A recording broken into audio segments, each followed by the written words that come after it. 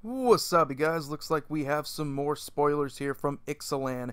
This time we are looking at the promos for Open House, Draft Weekend, Buy a Box, and League. So let's start off here with the first one we have here, which is Burning Sun's Avatar, a 6-mana red dinosaur avatar here with 3 red in the mana cost.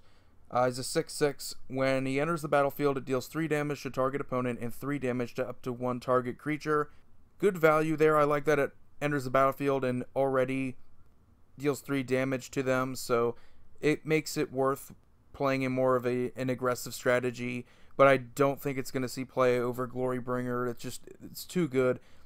Having the ability to deal 4 damage to a creature is better than just 3 damage, so even though it also has the ability to deal 3 damage to up to 1 target creature, Glorybringer just does more damage right off the bat, and I think that's why so many decks love to play it. It's also 5 mana and a lot easier to cast. You're not as devoted to red mana when you're playing Glorybringer. Next we have Bishop of Rebirth, a 5 mana mono white vampire cleric, which is cool.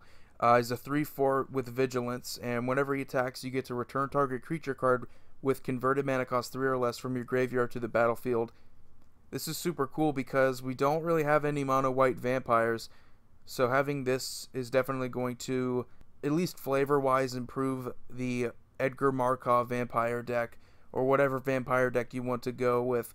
You could definitely add this in there, and it's going to give some sort of utility. I wouldn't say it's as good as Sun Titan, but flavor-wise and tribe-wise, it's definitely worth the consideration. Then we have Walk the Plank here, cool full art here. 2 black mana sorcery, destroy target non-merfolk creature.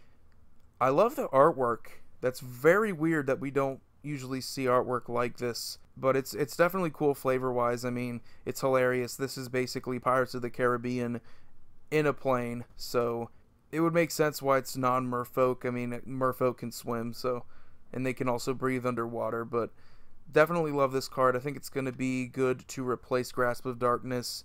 That's going to be rotating out, hopefully, finally. So this should take the place of Grasp of Darkness, definitely. Then we have Unclaimed Territory, which is another great card to have, especially considering Commander 2017 has given us tribals. It enters the battlefield and you choose a creature type. It can tap for colorless, but you can add 1 mana of any color to your mana pool, and you get to spend it only to cast a creature spell of the chosen type.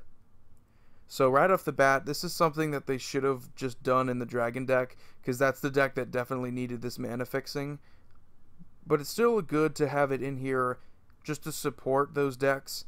You would just hate for them to make a set like Ixalan and not even add any sort of support for the decks they just released.